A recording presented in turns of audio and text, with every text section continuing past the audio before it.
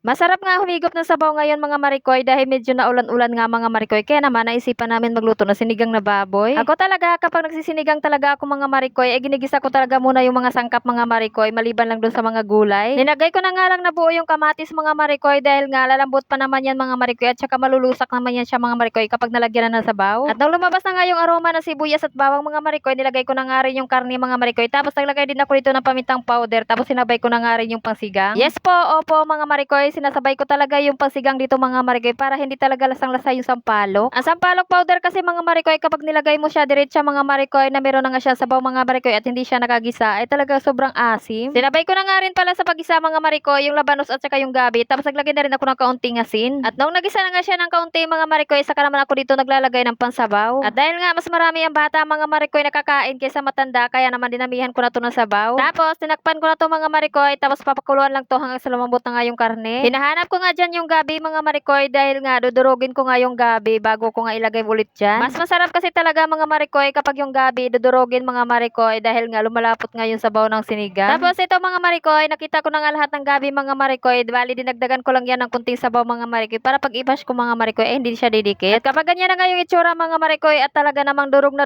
talaga siya mga marikoy, pwede na natin siya ibalik dun sa ating sinigang. Naalala ko tuloy mga marikoy, itong gabi mga marikoy doon sa probinsya namin nung maliit pa nga ako mga marikoy, ay ginagawa namin itong mapalipas ng gutom. Minsan nilalaga namin itong mga marikoy tapos nilalagyan namin ng gata, minsan naman ay asukal lang ang nilalagay. Pero kahit ganun yung buhay namin mga marikoy, hindi ko ipagpapalit mga marikoy. Pagpipiliin nga ako mga marikoy kung saan ko gustong tumira, ay mas gusto ko talaga doon sa probinsya kaysa dito sa Luzon. Sa probinsya naman kasi mga marikoy, magsisipag ka lang mga marikoy, ay magkakapira ka naman. Pero kung ikaw nga itatamad-tamad mga marikoy, ay kahit sana ka naman ilagay mga marikoy, eh talaga namang hindi ka magkakapera kung tamad ka. So siya, balik na nga tayo sa ating niluluto mga marikoy. Ayan nga't nailagay ko na nga lahat ng mga gulay. Bali, ang binili lang pala namin dyan mga marikoy ay yung baboy tapos yung kangkong at sitaw dahil yung ibang gulay nga mga marikoy ay bigay nga yan ng aming kapitbahay. Malaking bagay din talaga kasi mga marikoy kapag nagkaroon ka ng kapitbahay ng papagbigay. Kaya naman, thank you po sa inyo. Sana pagpalain pa kayo ng gusto ni Lord para naman more bigay pa. Huy!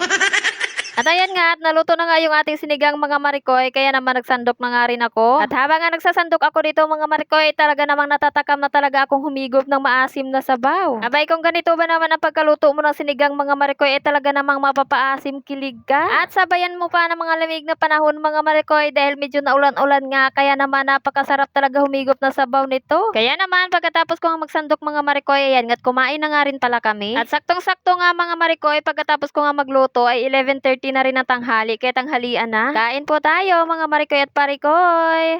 O siya, paano ba yan? Hanggang dito na lang muna. See you on my next vlog. Bye-bye.